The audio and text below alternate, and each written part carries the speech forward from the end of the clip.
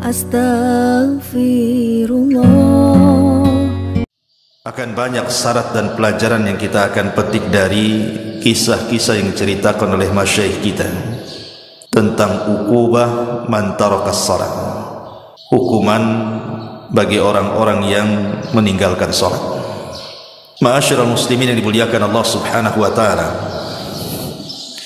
kisah ini kebanyakan berasal dari para pemandi jenazah. Pertama, seorang syekh bercerita tentang seorang gadis namanya Maria. Gadis ini sangat cantik, bahkan memiliki kulit yang sangat putih sekali. Akan tetapi kecantikan dan keputihannya memfitnah manusia. Semasa dia sekolah, mungkin setingkat aliyah, SMA mungkin di tempat kita, dia sudah terbiasa meninggalkan sholat, sama sekali tidak mau melaksanakan sholat, padahal orang tuanya terus membimbing anak ini untuk sholat. Tapi Allah Subhanahu wa taala takdirkan memang terkadang anak itu menjadi fitnah bagi orang tuanya, sampai akhirnya dia masuk perguruan tinggi. Di semester pertama, kedua, ketiga pun tidak sadar juga.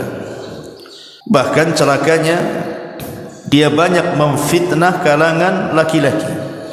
Akhirnya terjerumuslah kepada pergaulan bebas.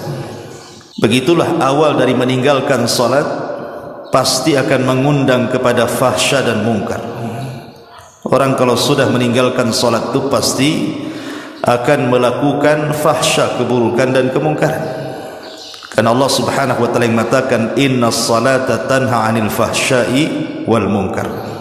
Jadi satu hari anak gadis ini diajak kawannya menggunakan kendaraan mobil.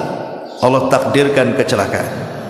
Lah kemudian setelah terjadi kecelakaan ini, kawannya selamat, tapi dia tidak selamat. Dia pun dibawa ke mustasfa, ke rumah sakit, dan subhanallah nyawanya tidak tertolong. Orang tuanya baru dihabari anaknya mengalami kecelakaan dan masuk rumah sakit itu setelah 2 hari koma. Akhirnya kemudian setelah tahu orang tuanya, datanglah kedua orang tuanya ke rumah sakit tersebut. Saat masih ada nazah, masih ada ruh, ibunya berusaha untuk membacakan Al-Quran, meruqyah dia. Boleh jadi dengan sebab itu bisa mengurangi kematiannya. Tetapi setiap kemudian orang tuanya meruqyah dia, maka badannya kejang-kejang, seolah-olah dia merasakan sakit yang tidak ada yang tahu kecuali Allah Subhanahu wa taala.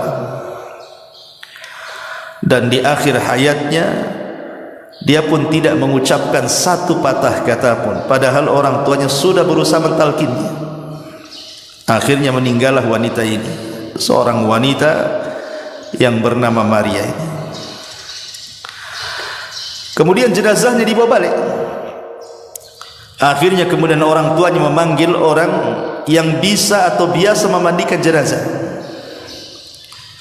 Maka yang memandikan jenazah ini kemudian masuk ke tempat pemandian. Subhanallah, baru saja kemudian dia menyingkap kain yang menutup wajahnya itu, wajahnya berubah, yang tadinya cantik putih menjadi hitam kelam, seolah-olah terbakar.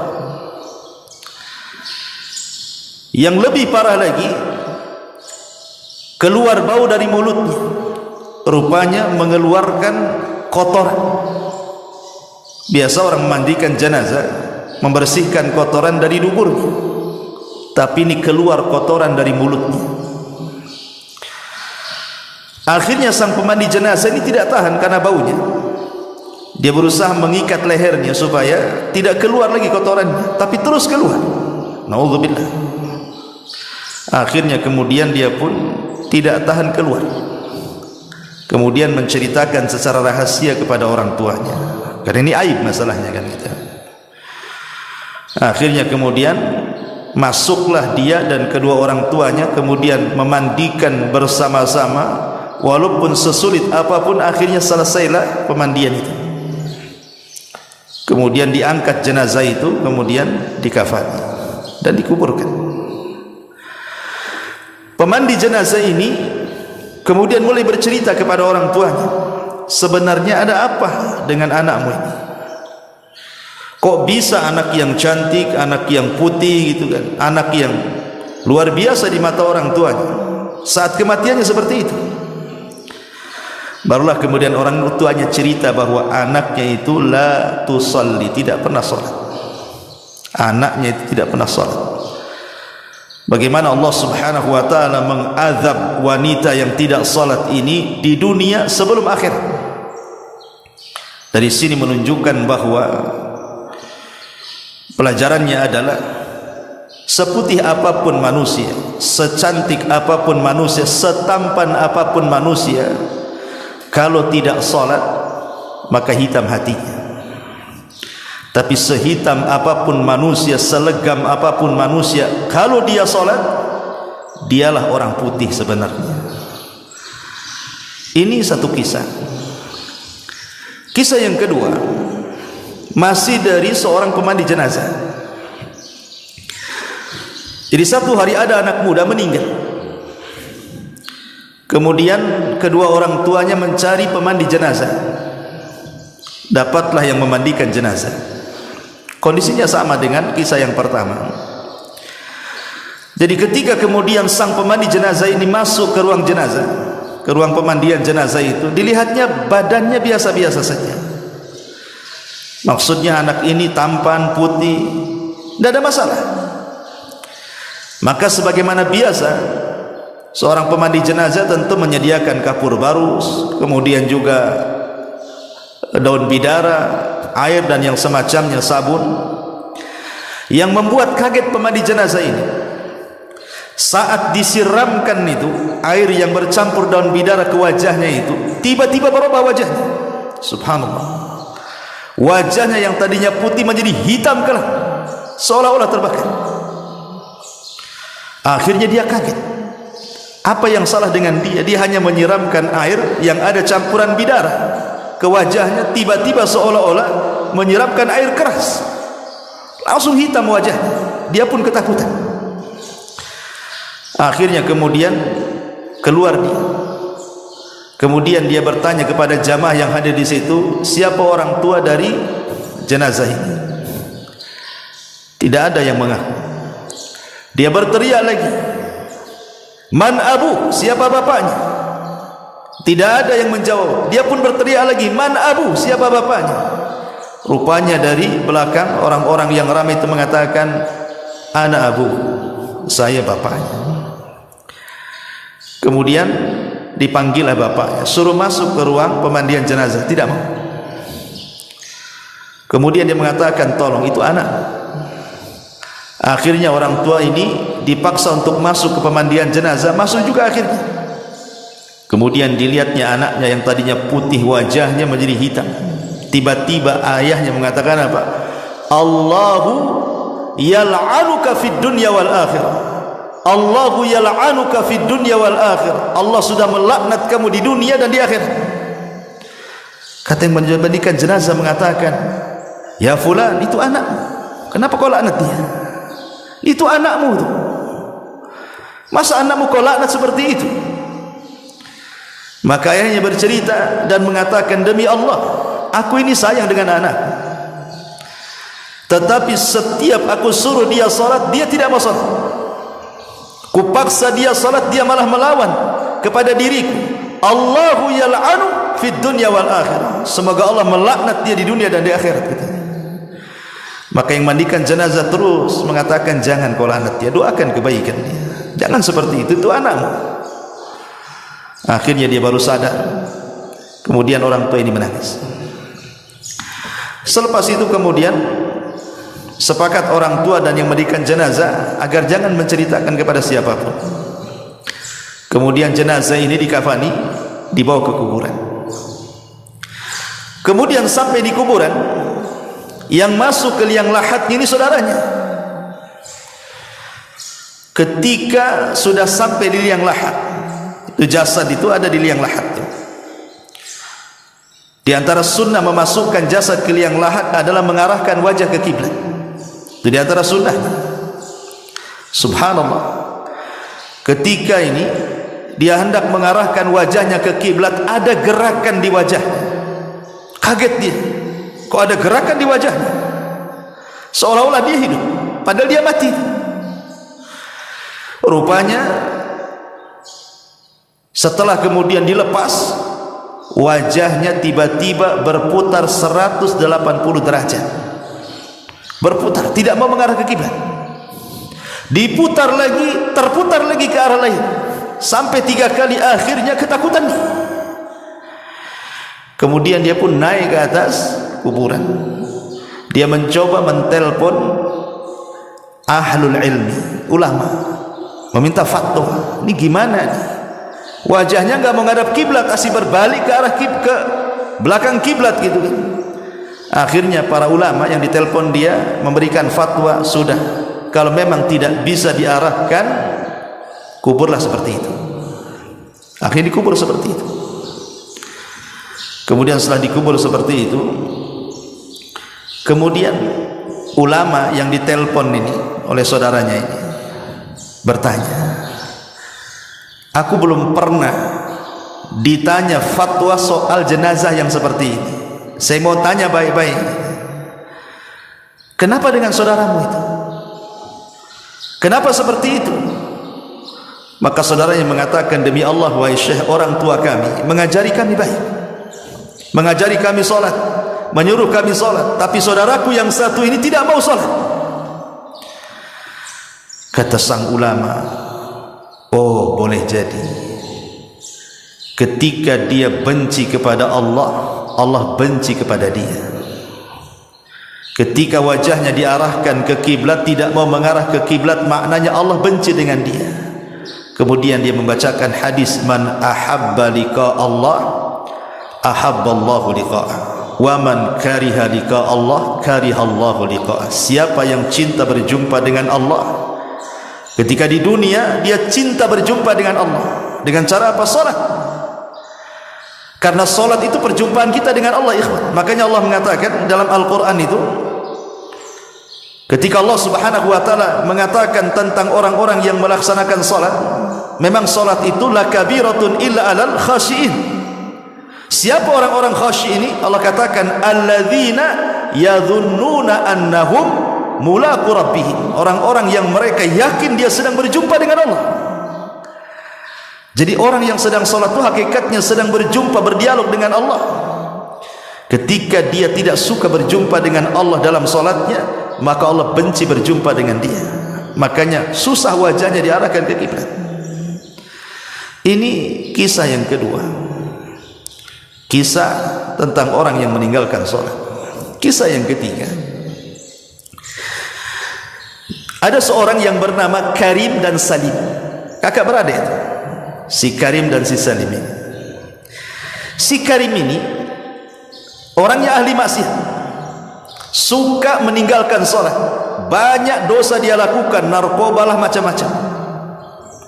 Si Salim pula adiknya, orangnya baik, taat beribadah kepada Allah subhanahu wa ta'ala, tidak pernah meninggalkan salat, birrul walidain, dan luar biasa. Begitulah kadang-kadang dalam keluarga, ada yang baik, ada yang tidak baik. Itu ujian kan itu ya. Terkadang satu keturunan ayahnya baik, belum tentu anak-anaknya baik. Seperti si Karim dan si Salim ini. Lah akhirnya kemudian yang namanya si Salim ini adiknya, begitulah jiwa kalau sudah terbiasa baik, tentu melihat ketidakbaikan tidak akan suka. Itu fitrah itu, karena al-arwahu junudun mujannadah. Ruh itu biasanya tergabung dengan golongannya. Kalau dia orang baik, dia ingin kebaikan. Kalau dia orang jahat, pasti dia cenderung untuk melakukan kejahatan. Begitulah ruh. Jadi Salim ini tiap hari ngasih tahu si Karim, bapaknya, kakaknya, supaya sholat, meninggalkan narkoba, meninggalkan kejahatan, kezaliman, dan begitu seterusnya. Sampai pada waktunya Allah takdirkan si Karim ini kecelakaan juga, kemudian koma. Lah sang adik ini si Salim ini, karena dia orang soleh, dia ingin mendoakan kebaikan untuk kakaknya, karena kakaknya tahu tidak sholat. Maka ketika koma sudah hampir 1 minggu nih, si Salim ini datang ke rumah sakit. Dia solat, dia berwudu, kemudian solat 2 rakaat, kemudian berdoa kepada Allah, minta supaya sang kakak si Karim ini disembuhkan. Subhanallah, doanya orang saleh mustajab. Akhirnya dengan pertolongan Allah Azza wa Jalla, Karim ini sembuh. Komanya, sadar dari komanya, kemudian sembuh. Setelah sembuh, subhanallah, terkadang ada orang-orang yang ditegur oleh Allah tidak sadar. Sebenarnya kalau dia paham kecelakaan itu kan Allah sedang menegur dia sebenarnya. Tapi ada orang-orang itu yang a'anzartahum am lam tunzirhum la yu'minun. Kau beri peringatan dia, kau tidak beri peringatan dia, tidak juga beriman. Ada orang-orang yang jenis kayak gini nih. Jadi setelah sembuh dari sakitnya si Karim ini, kemudian si Salim mengingatkan soal ujian dia. Harusnya kau sadar, kau ini sudah kecelakaan, mau koma, mau mati, sudah sembuh, tak mau juga sholat. Ada apa dengan kamu ini? Sampai pada waktunya, rupanya si Karim ini punya kawan maksiat, kecelakaan, meninggal. Akhirnya si Karim ini ketakutan dia. Sejak itulah kehidupannya tidak tenang, selalu dimimpikan dengan mimpi buruk. Sampai pada waktunya dia pernah bermimpi melihat kawannya yang sesama ahli maksiat itu sedang diazab Allah Subhanahu wa taala dalam mimpinya. Naudzubillah. Dari situlah kemudian dia tersadar. Akhirnya dia minta maaf kepada adiknya si Salim. Sejak itu dia tidak pernah meninggalkan sholat. Alhamdulillah dapat hidayah. Ini kisah ketiga. Kisah keempat, kisah ini dikisahkan seorang imam masjid. Jadi kisahnya begini. Jadi ada di lingkungan situ, di masyarakat situ, ada orang baru datang. Kebetulan mungkin dia membeli rumah di situ. Celakanya tetangganya pula tak sholat. Cuman kadang dia kan tidak tahu, dia datang ke desa itu membeli rumah, dia kan tidak melihat tetangga, beli saja dia. Lah orang ini orang soleh yang membeli rumah ini, tetangganya pula narun muqadah, ya, yang suka nyala-nyalakan api kemaksiatan itu. Jadi ketika dia sholat ke masjid, imamnya kan heran karena orang baru kan. Kata imam, kau dari mana? Dia mengatakan, saya dari desa ini itu, saya ke sini beli rumah di sini. Kata imam, celaka engkau katanya. Kenapa aku celaka? Celaka, kau punya tetangga narun muqadah katanya. Kau punya tetangga narun muqadah, orang yang suka menyala-nyalakan api maksiat. Lah kenapa dengan dia emangnya? Ya fulan, tetanggamu itu tidak pernah sholat selamanya. Lihat, orang-orang sana itu kadang-kadang masalah-masalah seperti ini kan menjadi sebuah perbincangan gitu ya. Kalau kita punya tetangga nggak sholat, mana pedulian tuh. Sholat nggak sholat terserah dia lah kan gitu ya. Tapi di sana di Saudi masihlah peduli dengan orang-orang kayak gini. Jadi dia mengatakan, manusia di sini, maksudnya orang satu desa di sini, melaknat dia katanya. Karena dia tidak sholat. Belum lagi dia banyak melakukan kezaliman dan kemaksiatan. Itulah berawal dari tidak sholat, akhirnya melahirkan dosa-dosa yang lainnya. Tapi kemudian orang soleh ini yang baru datang beli rumah ini, dia mengatakan, boleh jadi Allah Subhanahu wa taala memberikan hidayah kepadanya. Pulang dia, karena baru 1 hari tinggal di situ. Ditengoknya tetangganya sedang duduk di depan rumahnya, di atabatil bab. Akhirnya dia pun mengucapkan salam, assalamualaikum katanya. Kata tetangganya, waalaikumsalam. Kemudian dia mengatakan, masya Allah, barakallahu fiik katanya. Dipujinya, demi Allah aku baru berkeliling desa di sini, semua manusia memujimu. Semua manusia memujimu katanya. Sampai imam masjid tidak menyebutkan kecuali kebaikan kepadamu wahai fulan katanya. Padahal sebaliknya. Akhirnya dia mengatakan, yang benar saja, iya, saya ini orang baru di sini, saya baru keliling, saya ketemu orang-orang di masjid-masjid. Subhanallah, ketika saya bilang saya tinggal di sini bertetangga dengan kamu, semua manusia mengatakan kau ini orang baik katanya. Subhanallah, ngambil hati. Akhirnya dia mengatakan, karena engkau adalah tetanggaku yang baik, boleh jadi aku bisa jadi contoh engkau. Bagaimana kalau nanti malam kau makan di rumahku? Akhirnya kemudian dikasih hidangan yang enak nih orang baru, orang baik, dikasih makan enak. Habis dikasih makan enak, kemudian besoknya dia belikan hadiah yang sangat mahal, dikasihkan ke tetangganya dan mengatakan, mudah-mudahan hadiah ini sebagai imbalan aku ingin menirumu. Ambil hadiah ini. Setelah orang ini dapat hadiah, dia pun merenung dalam rumahnya, merenung serenung-renungnya gitu kan. Apa betul sih ini orang baik katanya? Kenapa dia ngomong begitu?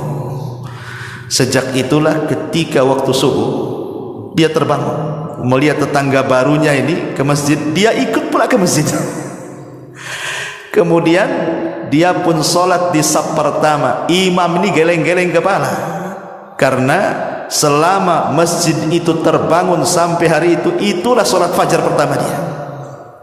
Sholat fajar pertama dia.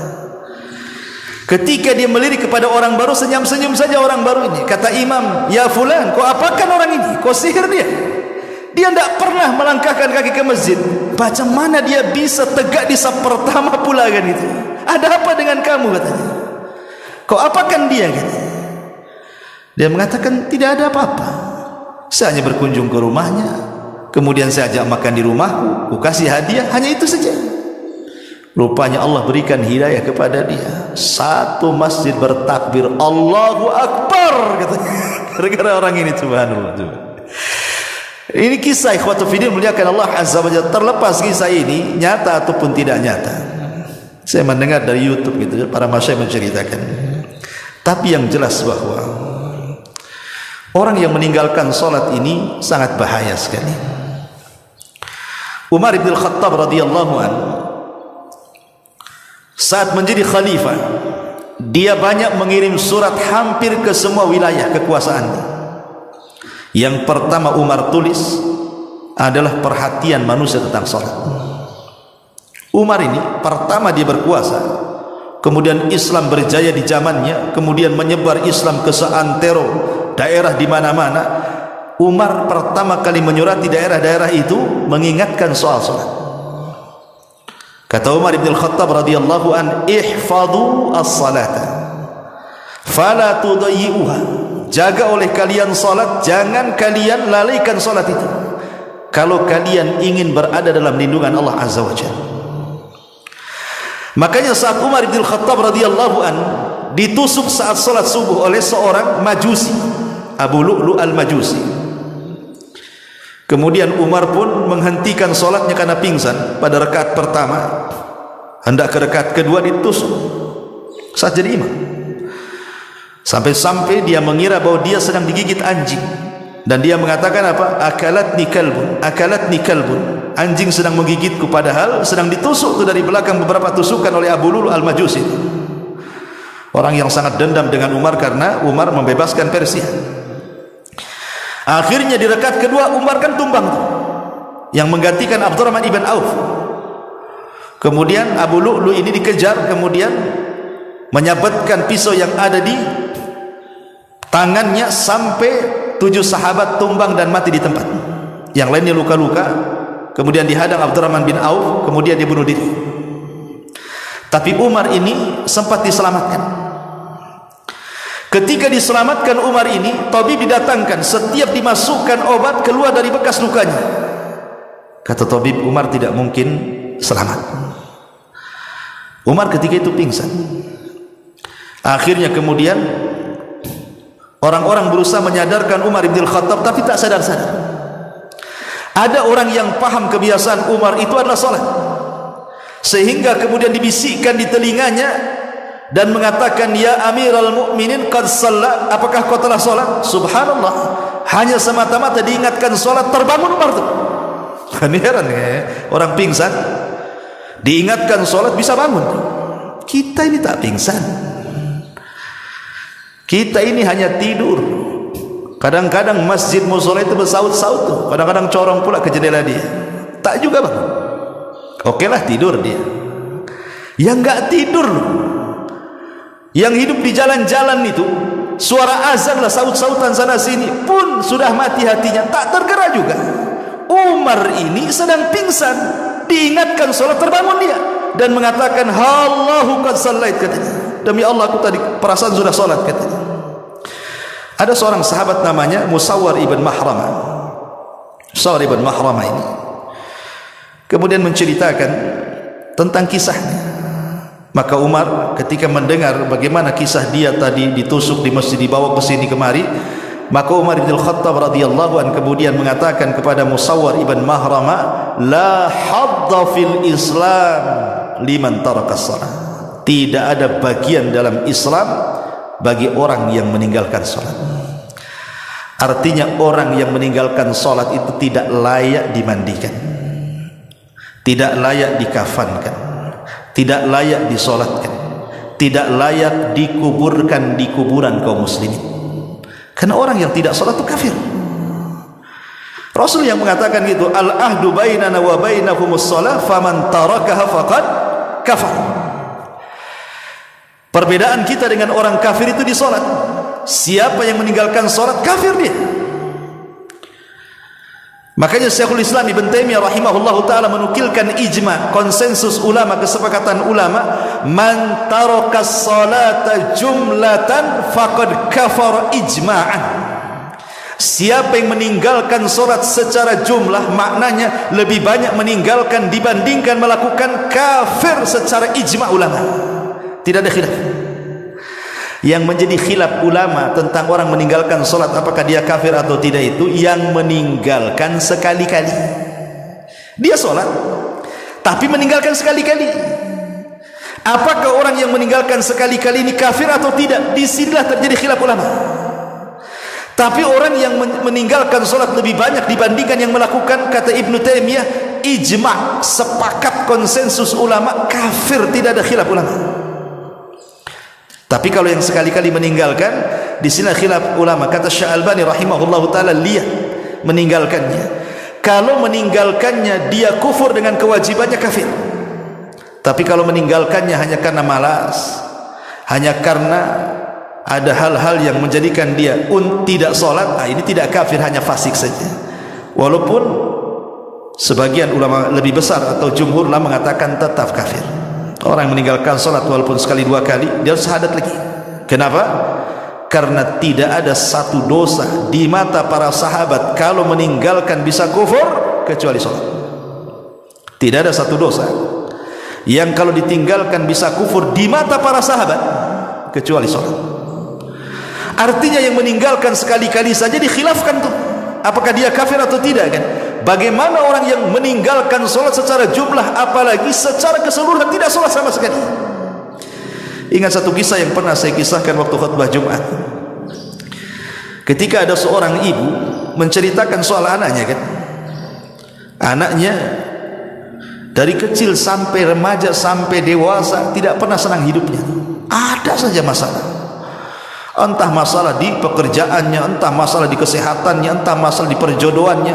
Pokoknya banyak masalah, sampai akhirnya anaknya terbaring kaku, kena stroke, tidak bisa apapun. Sehingga ibunya, namanya ibu kasihan dengan anaknya, berusaha meminta fatwa kepada ulama dan mengatakan, ya Syekh, ada apa dengan anak saya? Apakah anak saya tersihir dari kecil sehingga hidupnya saya lihat tidak pernah senang? Apakah anakku masyhur disihir? Kata Syekh tidak langsung mengiyakan, dia hanya mengatakan, apa anakmu sholat? Disinilah jawabannya, kata ibunya, anakku tidak pernah sholat. Kata Syekh, itulah masalahnya.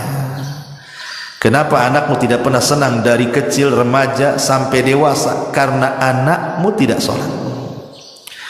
Kemudian Syekh menceritakan, kenapa anakmu tidak sholat sehingga tidak pernah merasakan kesenangan hidup? Ingat, sholat itu adalah tali yang menghubungkan kita dengan Allah.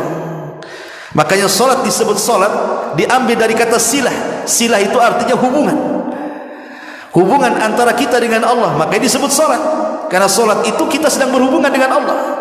Ketika tali penghubung kita dengan Allah terputus, artinya terputus juga perlindungan Allah dengan hambanya. Ketika perlindungan Allah terputus dengan hambanya, maka Allah akan menjauh darinya, tidak akan memberikan pertolongan kepadanya, tidak akan melindungi dia, dan Allah akan banyak menimpakan musibah kepadanya.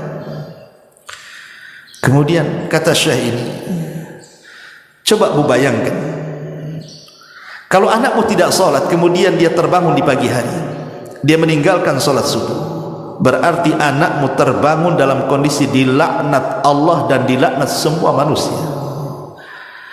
Kemudian duhur tidak sholat, dilaknat lagi siangnya. Kemudian asar tidak sholat, dilaknat lagi sorenya. Kemudian maghrib tidak sholat, dilaknat lagi maghribnya. Kemudian isya pula tidak sholat, dilaknat pula dia malamnya. Mulai dari terbangun dilaknat sampai dia tidur dilaknat. Macam mana anakmu akan mendapatkan rahmat sementara dia dilaknat 5 kali sehari oleh Allah Azza wa Jalla? Kalau ingin anakmu mendapatkan rahmat Allah, kasih sayang Allah, diberikan kesenangan dan ketenangan, suruh dia sholat. Itu jawaban Syekh. Subhanallah. Maka dari sini saya nasihatkan siapapun yang sampai hari ini meninggalkan sholat, ingat bahwa Allah Subhanahu wa ta'ala ketika berkisah ataupun bicara soal sholat di dalam Al-Quranul Karim, sholat itu sebuah kewajiban yang diwajibkan secara mutlak, beda dengan ibadah yang lain. Dia tidak bisa ditinggalkan dalam kondisi apapun. Dalam kondisi perang sekalipun tidak bisa ditinggalkan. Makanya ada istilah sholat khauf. Sampai-sampai Rasul mengatakan, kalau engkau bisa sholat berdiri, berdiri. Tidak bisa sholat berdiri, duduk. Tidak bisa sholat duduk berbaring. Sampai Syekh Ibn Utsaimin rahimahullah ta'ala mengatakan, sampai pun dia terbaring tidak bisa bergerak, kalau akalnya masih sadar, diingatkan masih dia menangkap ingatan dia, maka dia wajib sholat. Dengan cara apa? Membayangkan. Kecuali kalau akalnya sudah hilang, nggak cerita, nggak apa, nggak ada cerita lagi. Tapi kalau akalnya masih bersarang di otaknya dan diingatkan dia masih ingat, sholat. Sampai seperti itu, karena sholat itu kewajiban mutlak masalahnya, tidak bisa ditinggalkan dalam kondisi apapun. Makanya saya heran, ada orang kerja di bengkel penuh dengan oli, kemudian diingatkan sholat. Kenapa kau tak sholat?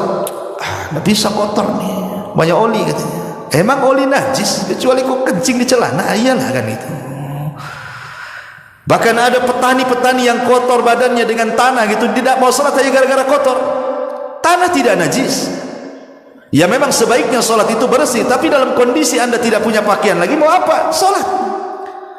Sampai pun di kamar mandi sekalipun terkunci, kata Ibnu Taimiyah rahimahullah dalam Fatawa Al-Majmul, Fatawa dalam kitabnya, ketika di soal-soal orang yang masuk kamar mandi terkunci. Jadi antum masuk kamar mandi terkunci dari luar, tidak bisa keluar, nggak ada yang membuka. Pamannya antum masuk kamar mandi pagi sendirian di rumah, terkunci, mungkin baru ada yang membuka di sore hari, berarti lewat padanya zuhur dan asar. Bagaimana orang yang terkunci di kamar mandi? Kamar mandi kan tempat najis. Apakah kemudian dia harus menunggu orang yang membukanya sampai maghrib, ataukah dia sholat? Kata Ibnu Taimiyah, sholat di kamar mandi. Sholat di kamar mandi, karena dia meninggalkan 2 waktu nantinya, zuhur dan asar. Kenapa demikian? Karena meninggalkan kewajiban itu lebih berdosa dibandingkan melaksanakan yang diharamkan. Itu kaidahnya. Tarkul wajib asyad min irtikabil muharramat. Meninggalkan yang wajib itu lebih parah dosanya dibandingkan melakukan hal-hal yang diharamkan. Sholat di kamar mandi haram, tidak boleh. Tapi meninggalkan sholat lebih parah lagi dosanya. Itu maksudnya. Maka tetap sholat. Dari sini menunjukkan apa? Kewajiban sholat itu adalah kewajiban mutlak. Bahkan Nabi SAW mengistilahkan sholat itu kan tiangnya agama. Kalau antum sedang di rumah, tiba-tiba ada orang datang menghancurkan tiang-tiang rumah kita, kemudian rumah kita roboh, kira-kira apa yang antum ucapkan kepada orang itu? Antum bisa marah kan? Bisa emosi lah kan itu. Masa rumah dirobohkan? Tapi ketika antum melihat orang yang tidak sholat, diam-diam saja. Padahal orang yang tidak meninggalkan sholat itu dia sedang merobohkan agama. Kita marah dengan orang yang merobohkan rumah kita, tapi kita tidak marah dengan orang yang merobohkan agama. Coba bayangkan, kan aneh itu. Rasul yang mengatakan as-salatu amududdin, salat itu tiangnya agama. Kata Nabi SAW, ra'sul amri al-islam wa amuduhu salah wa dhirwatu sanamihil jihadu fi sabilillah. Pokok urusan hidup manusia itu Islam, tiangnya salat. Puncak dari amal soleh adalah jihad di jalan Allah Subhanahu wa ta'ala. Dan ingat, orang yang meninggalkan salat, Allah tidak akan melihatnya, Allah tidak akan bicara dengan dia, Allah tidak akan membersihkannya. Hilang cahaya di wajahnya, terputus dengan langit, tidak ada hubungan lagi dengan Allah Subhanahu wa ta'ala. Kalau dia mati, sekali lagi saya ulangi, tidak disolatkan, tidak dimandikan, tidak dikafankan, tidak dikuburkan di kuburan kaum muslimin.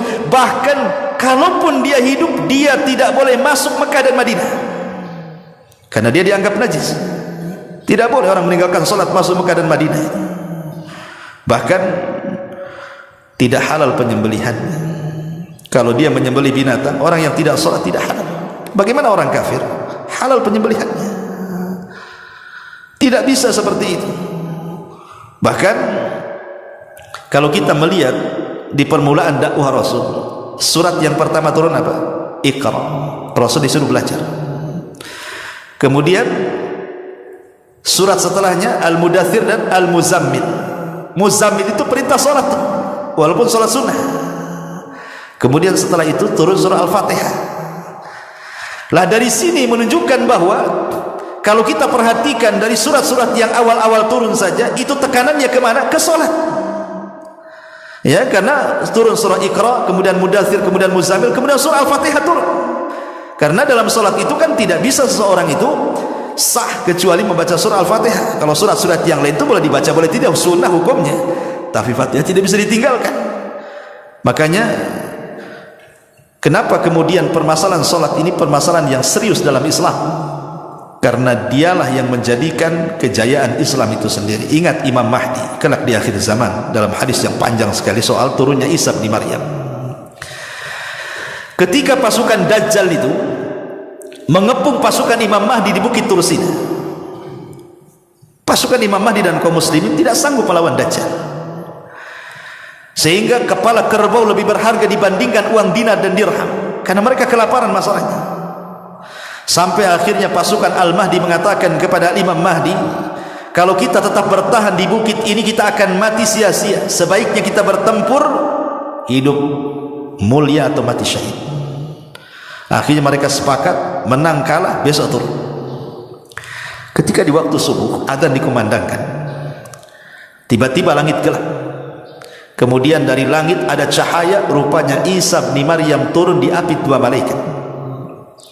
Kemudian menemui kaum muslimin yang ada di bukit Tur. Ketika itu qomat mulai dikumandangkan. Kemudian Imam Mahdi mengatakan, taqaddam ya ruhallah, silahkan kau yang jadi imam wahai Isa. Tapi Isa menolaknya dan mengatakan, setiap kaum ada imamnya, kau saja. Akhirnya Imam Mahdi yang menjadi imam. Kemudian Nabi Isa menjadi makmum di belakang Al-Mahdi, salat fajar. Kemudian setelah itu, setelah selesai salat, Isa mengusap semua wajah pasukan kaum muslimin di bawah kepemimpinan Al-Mahdi dan menyebutkan tempat tertinggi di sorga. Bukan mereka akan masuk sorga, tapi menyebutkan tempat tertinggi di sorga. Maka berbahagialah orang-orang yang diusap Isa bin Maryam kala itu. Maka setelah itu mereka turun gunung, kemudian menghancurkan tentara Dajjal, dan Dajjal mati di tangan Isa bin Maryam. Syahidnya apa di sini? Kemenangan peperangan Al-Mahdi dan juga Isa melawan Dajjal dilakukan setelah salat fajar. Syahid di sini. Makanya ada seorang jenderal Israel dimuat dalam majalah. Dia mengatakan kalau seandainya salat subuh di Palestina itu sebanyak salat Jumat, kalau setiap masjid di Palestina salat subuhnya sebanyak salat Jumat, Israel akan tumbang dengan sendiri, karena kekuatan ada di situ. Artinya kalau kita cerita tentang kekuatan-kekuatan Islam, Islam harus jaya, Islam harus kuat. Kalau masjidnya kosong, menghayal Anda. Kekuatan itu ada di masjid. Makanya kata ulama mengatakan, kalau seandainya manusia itu bisa mereka merekatkan kekuatan dalam masjid, itulah kekuatan yang hakiki umat Islam. Karena mereka sedang menyambung hubungan mereka dengan Allah. Disitulah Allah memberikan pertolongannya. Jadi salat ini perkara yang sangat penting sekali. Jadi saya nasihatkan kepada siapapun yang memberikan salat, bertobatlah kepada Allah Subhanahu wa taala, karena hukumannya di dunia ada sendiri, di kuburan ada sendiri, di padang mahsyar ada sendiri, bahkan di neraka disediakan satu neraka yang disebut dengan sakor. Masalakakum fi sakor. Kenapa kalian bisa masuk neraka sakor katanya? Apa jawaban penduduk neraka sakor? Qalu lam naku minal musallin. Karena kami tidak salat. Bahkan suatu hari Nabi SAW pernah diperlihatkan satu azab kubur yang mengerikan. Dilihatnya Nabi SAW ada orang yang ditelentangkan. Dia sedang terlentang tuh satu orang. Kemudian di sampingnya ada orang berdiri membawa batu. Kemudian batu itu dibenturkan di kepalanya sampai hancur. Kemudian orang yang membentur batu ini pergi mencari batu lain.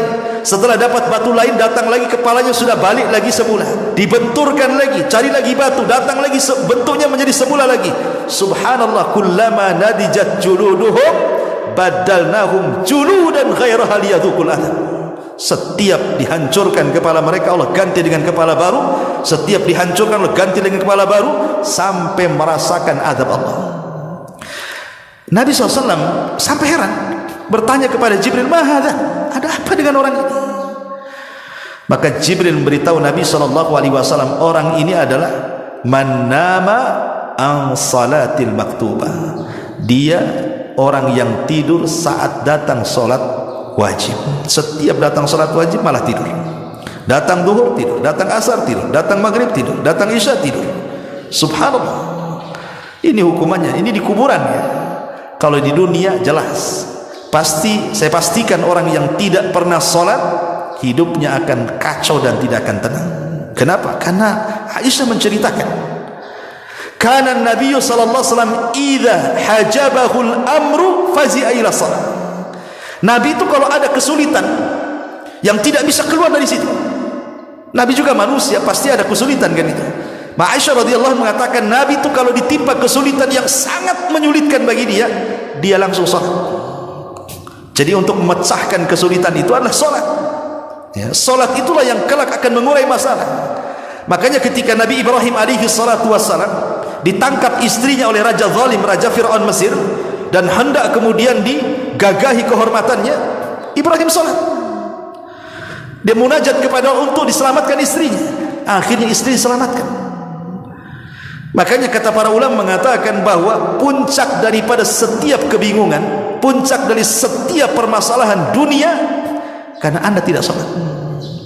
Karena anda tidak salat. Sampai seorang syekh bercerita, ada pengusaha kaya raya sakaya-kayanya, kaya raya ya. Tapi kekayaannya tidak bisa menenangkan hatinya. Banyak masalah, masalah anaknya, masalah istrinya, masalah kesehatannya, masalah perusahaan. Padahal kaya, hidupnya tidak pernah tenang. Jadi dia punya karyawan orang kulit hitam. Karyawan ini orang kulit hitam, gajinya paling rendah sendiri di perusahaannya. Di antara staf-stafnya dialah yang paling rendah sendiri penghasilannya, gajinya itu. Tapi dia pandang, dia pula yang paling enjoy kerjanya. Enggak ada beban, enggak ada keluhan, enggak ada apa-apa. Jadi pemilik perusahaan ini heran, memanggil orang berkulit hitam itu.